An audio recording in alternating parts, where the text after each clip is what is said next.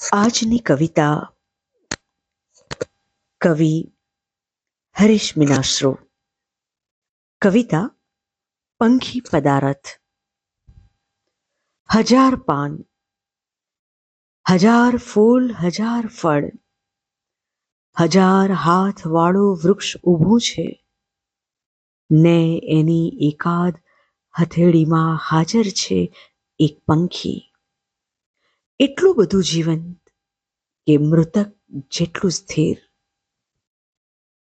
પંખીને મિશે પૂછી શકાત વાજબી પ્રશ્નો, યાયાવરીના અથવા યુયુત્સાના. પરંતુ ગુરુ તો પૂછે છે સાવ સરળ પ્રશ્ન ધનુર્ધરને.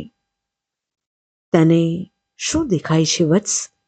વૃક્ષ, ડાળ, પાન, ફૂલ, ફળ, પંખી?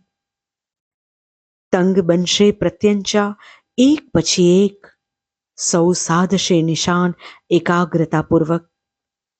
સૌને ખબર છે, જેને દેખાશે પૂરેપૂરા પંખી સાથે પૂરેપૂરું વૃક્ષ તે થશે પારધી. જેને દેખાશે પૂરેપૂરા પંખી સાથે પૂરેપૂરા પાંદડા તે થશે વ્યાપારી. જેને દેખાશે પૂરેપૂરા પંખી સાથે પૂરેપૂરા પક્વ ફળ તે થશે ગૃહસ્થ. જેને દેખાશે પૂરેપૂરા પંખી સાથે પૂરેપૂરું પુષ્પ તે થશે પ્રણય. જેને દેખાશે કેવળ પંખી તે થશે એકાકી.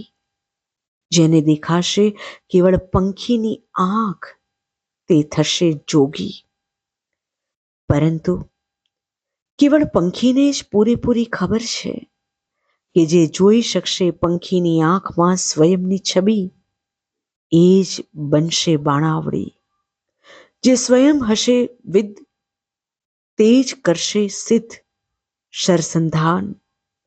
હજાર હજાર હાથવાળા વૃક્ષની હજાર હજાર હથેળી પર હજાર હજાર અભય મુદ્રા ધરીને પંખી તો બસ હાજર છે અણીની પળે.